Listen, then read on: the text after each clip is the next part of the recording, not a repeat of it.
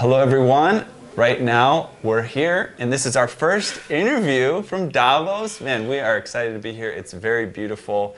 Such great energy here, super intelligent people who are also crazy doers.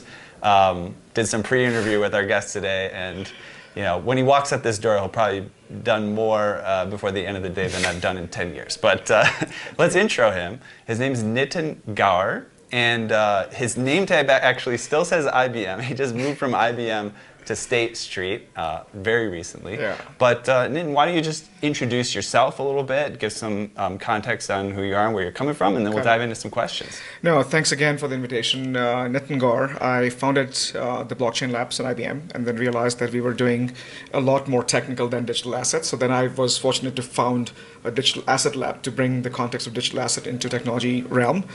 It's been, gosh, I think about a decade or 10 years. And then I recently moved to State Street, which is one of the largest custody banks in the world, in sort of with an ambition to elevate and modernize the technical infrastructure for financial services. But at the same time, the long-term vision is to be able to understand, adapt, and exploit the newer emerging space that is driven by crypto largely. I live in Austin, Texas, but glad to be here. Oh, cool. So maybe we'll see you in a few weeks at Consensus as well. At Consensus, yes, one of the biggest events. Great, great. Well, I guess you've been to Davos many times, and I'd love to get your perspective on how the landscape has evolved in terms of the conversation around cryptocurrency and blockchain today versus maybe even 5 years ago. Yeah, no, fantastic. I think 5 years back, I think 2018, this is by bypassing the 2-year gap that we had because of obviously COVID. The first year I was here is super interesting. A lot of energy. In fact, this very space was occupied by Consensus, which is the boutique, at the time was boutique crypto consulting firm. Now they've morphed into many more things. What is interesting was that you had the establishment, the traditional World Economic Forum, with the objective of changing the state of the world as we know it. So you had the industrialists and you had the politicians, the bankers. And then bang opposite of that, you had the folks who also had the same intention in terms of having an alt agenda in terms of the state of the world, which is blockchain. So it was an interesting moment because you had super secure, high security infrastructure, and then opposite you had folks in jeans and hoodies, talking about how do we disrupt the world, the state of banking, financial services, economic inclusion, digital identity. It was a surreal moment for me.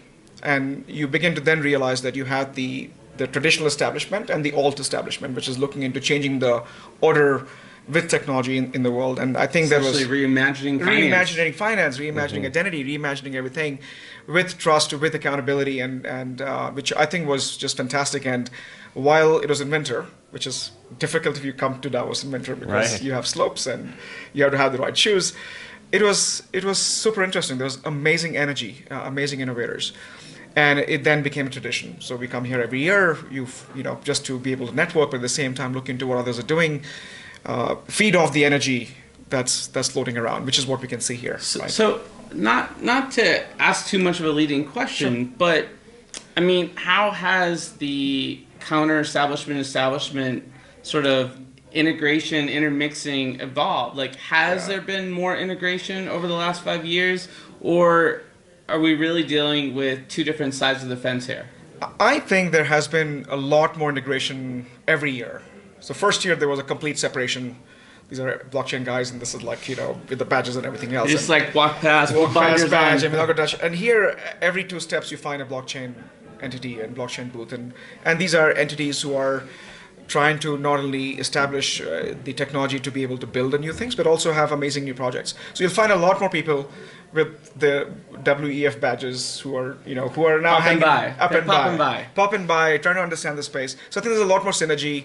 There's a lot more acceptance, and I think I was in a session here with Financial Times early on that the fact that you had the presidential working group and the executive order that was released a few months back is, to me, saying that we need to understand the space, and we have viewed now crypto as a 5th asset class. So suddenly now the tides are turning and understanding the space, which I think is just fantastic from that perspective. It's helpful to understand. Yeah, I love that perspective. And man, we'll have to have you back because I think we could talk to you for a long time. We don't have a long time with you, but you just made this transition, as we mentioned, from IBM to State Street. we want to talk about State Street, but just give us a little bit more about what you achieved at IBM, because as we were talking about, again, before we started recording, you achieved a lot. I'd love to kind of let people know what you've been up to there. Yeah, it was a interesting journey, 2012, so early days of blockchain. So imagine the time it takes to explain to many executives, including our own, as to why we should invest in the space. Yeah.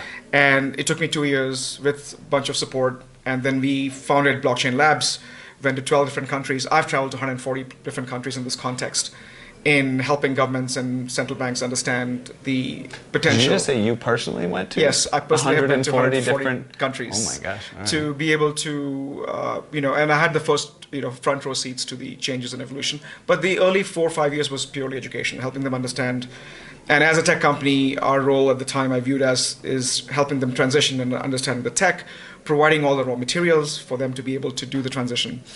And so it's been a decade, and then besides the labs, then I founded a payment network, which is the Worldwire cross-border payment network. Brought the issue of digital assets, because then we quickly realized as a tech company, we were getting into the weeds of actually selling the techs and databases, which is not the intent. So the intent was really to go back to bringing the notion of digital assets in the ecosystem.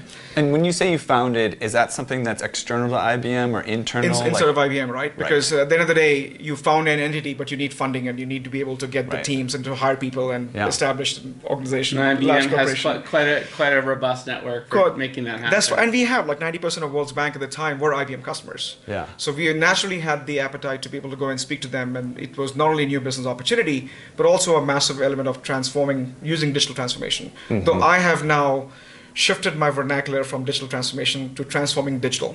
So you're just transforming digital itself to serve us, which is why you're here with NFTs and what we begin to see in that space. And it was a hard decision to leave after 10 years, but I think we all need to get away from our comfort zone, grow. And I think working for something as, with amazing leadership at State Street Digital is to be able to understand financial services and elevate the infrastructure to compete and adapt and embrace what's happening in the crypto space. And my long-term goal is to actually bridge TradFi and DeFi, which is the ability for you to take your traditional financial assets, move it into the crypto space, and vice versa, in the regulated and in a streamlined way with all the protections in place. I mean, I've been hearing about this happening with real estate transactions now, where you can collateralize your crypto for a DeFi loan and purchase a home while you're actually making money on your base crypto through DeFi. That's right. Right? So is that something that you're looking at? I personally bought a house 3 years back in Austin using Bitcoin, which was an interesting experiment. And I do a lot of these experiments only because, and you had to put in your KYC became a big issue at the time. Like, what are you doing? Like, I live in the same neighborhood. I've been here for the longest time. So I think some of those examples that you cited, which is ability for me to collateralize my crypto or collateralize my real estate to be able to borrow, lend, and engage in financial primitives, the borrowing, lending, collateralization, we begin to see in small doses at the moment, which is real world assets or RWAs, right, coming into crypto space. I think we should see more of those, which is ability for you to take your Fidelity account, your ETFs, and be able to collateralize and have an interchangeable asset movement as you find an opportunity in a different space. So is that a little bit of a sneak peek of what's to come at State Street? Actually, I would say that this is my personal journey as to where I want to go with this space. And I think the financial industry in general is grappling with it, because at the end of the day, it's about markets, it's about liquidity, it's about the expanse of the growth, and everybody want to tap into that growth.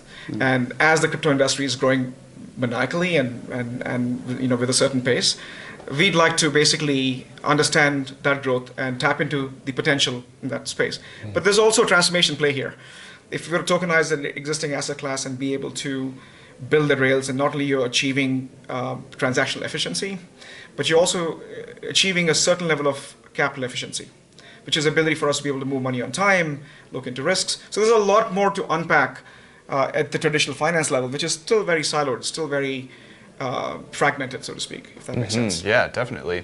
So in terms of what you're doing at State Street, how does that plan come together? Like, are you working with a larger team? Are they putting you kind of in charge of what's going on? How's that plan coming together? The way this would work is that to say that someone in charge is, I think it's a huge industry. You need a various set of skill sets. There's amazing leadership at State Street who understand the industry. Yeah. And there's a whole new team called State Street Digital that was formed in, I think, June or July of 2021 with the name to be able to elevate and bring up the whole element of digital banking in this space. And so we all have different expertise, looking into asset tokenization, looking into digital asset custody, which, as you know, is a big business for State Street as a custodian bank, but also looking into figuring out the element of payments and stablecoin, and how do we build systems that can consume and adopt CBDCs in future, which is central bank digital currencies or tokenized fiat. So there's a lot of science, there's a lot of domain expertise that you need from existing financial services, which they have.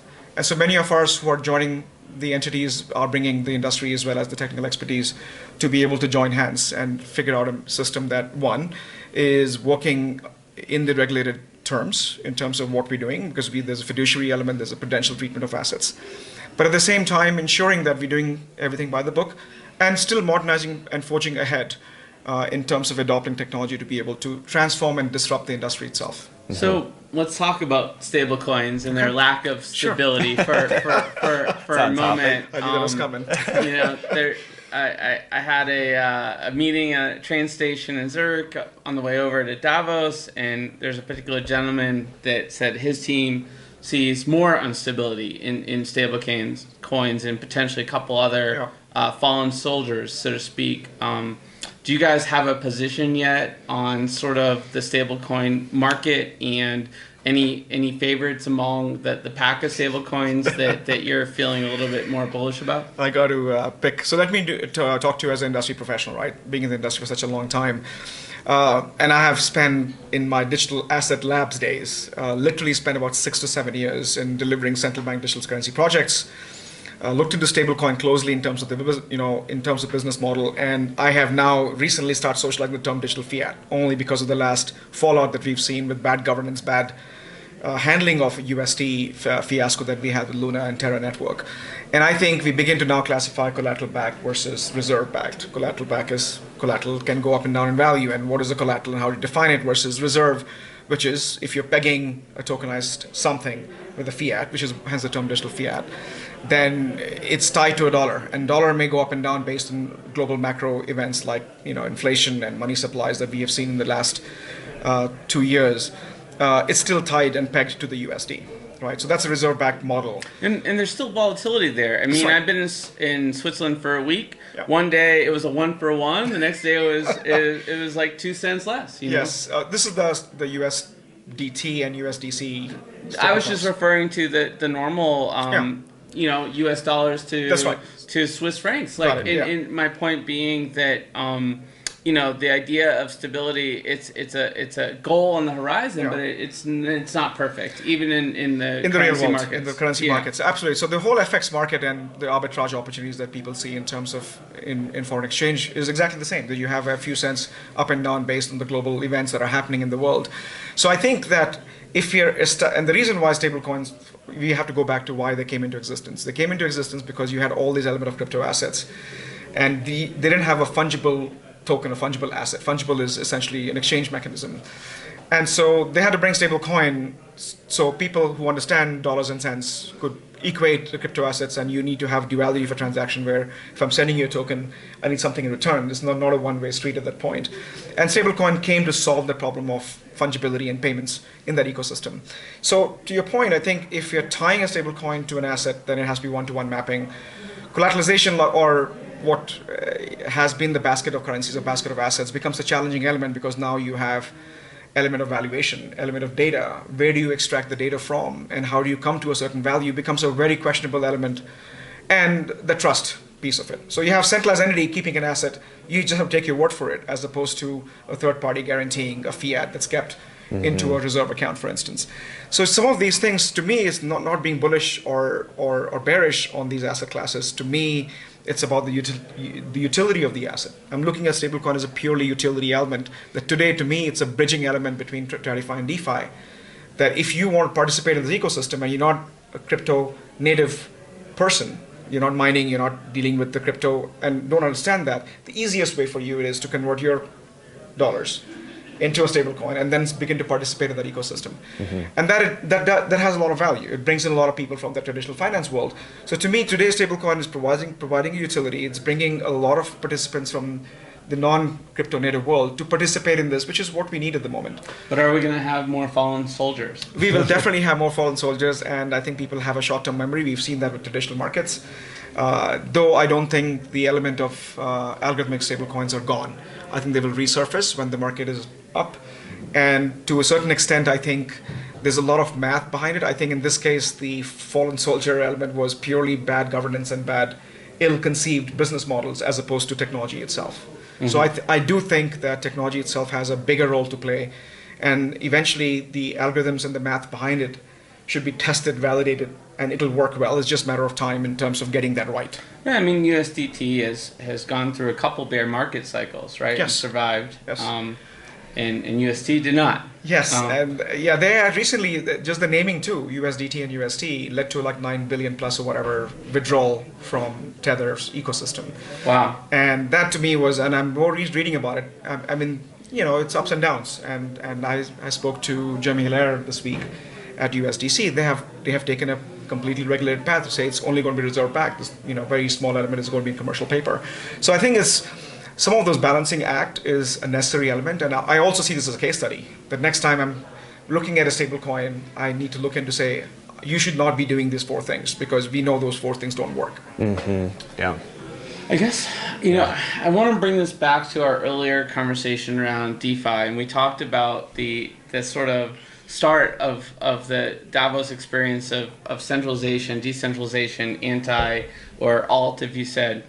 We're now at a point where you just mentioned USDC and sort of their more conservative approach, and there's conservative approaches to NFTs, like there's criticism of what's happened with other deeds, and there's conservative approaches to DeFi with more centralization. How do you reconcile those two perspectives of centralizing decentralized sort of assets in order to create more control and governance in a world where this was supposed to be an alternative, reimagined financial instrument? System, yeah. So I think to me the spectrum, right, and I use the word quasi-decentralization all the time, that we live in a super centralized world from governments to banks and financial institutions. And next thing you know, you have this super disruptive decentralized technology which knows no bounds, which actually is not, the governance structure is built into the protocol itself. But there are still humans who are devising these protocols.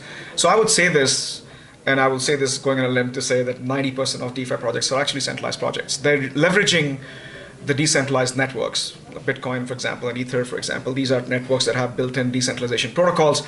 I'm much more bullish on Web 3.0, which is decentralization of the fundamental primitives, the compute, the interconnect, and the storage, which provides the compute infrastructures for you to build upon the layers. So most DeFi layers are individuals coming up with projects which have a certain thesis in terms of offering those financial primitives that we talked about, lending, borrowing, collateralization, and giving you a high yield and high return. And that, again, is governed by the basic principles of demand and supply in the ecosystem.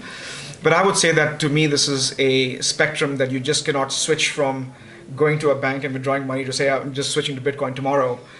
It has to be a journey. And to me, where we are today is that spectrum of quasi-decentralization to say we need to understand the space, but we need to actually have a model that people understand, and hence the element of the walleting structures that are emerging for people to understand the wallets, to connect to a network and buy and sell and do some of these. And that's, go ahead.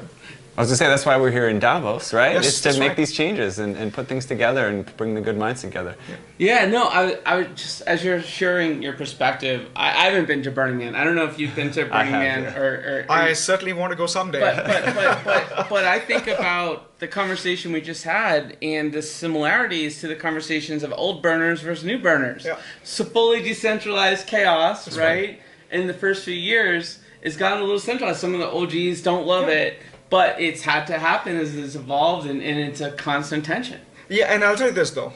The reason why some of us got into it is we've always had this adage, which we coined in 2012, at least inside of IBM when we were working at this, is what internet has done for information.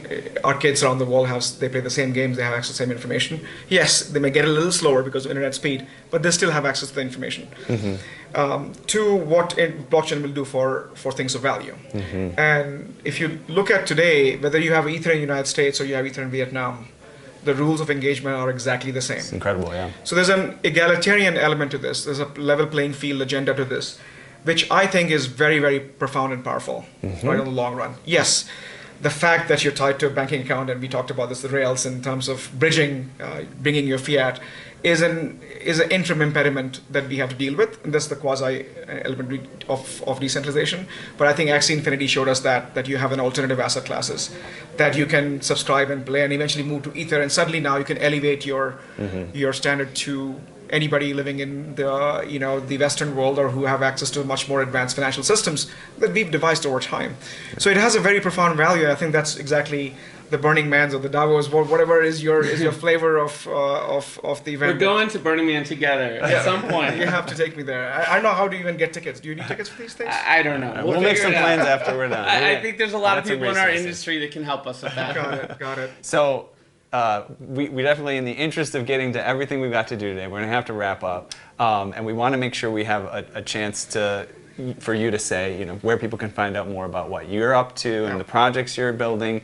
Make sure, I know you have your own podcast. I do. We would love to hear about that. But yeah, please just take a moment to share so people know where to go. Yeah, I'm not a big social media guy. I do follow LinkedIn because of professional connections. So LinkedIn is the best place. I do Twitter a little bit. So LinkedIn is a great time to connect with me. I started podcasts only because there's an element of thought leadership that you have to synthesize and digest the information that's coming from around the world and simplify it for our audiences. So the podcast is Beyond Bitcoin. Which again, I've just joined Straight Street Digital, and I'm still in the consuming and learning phase, because you're out of your comfort zone, which is an amazing growth opportunity, is to learn and understand what the industry is up to. So stay tuned, and hopefully within the next few months, when I get my feet on the ground and begin to socialize the work that the amazing teams are already building, and I just become the catalyst of progressing that forward. Well, sounds good. We'll have to have you on the official podcast and maybe next quarter when you got your feet on the ground. You can tell us a little bit more about what you're up to and what that roadmap looks like. That'd be great. Meanwhile, such a pleasure to have you visit us today, and hope you have a very productive Davos experience. Hey, thanks so much. Thanks for having me over. This great conversation.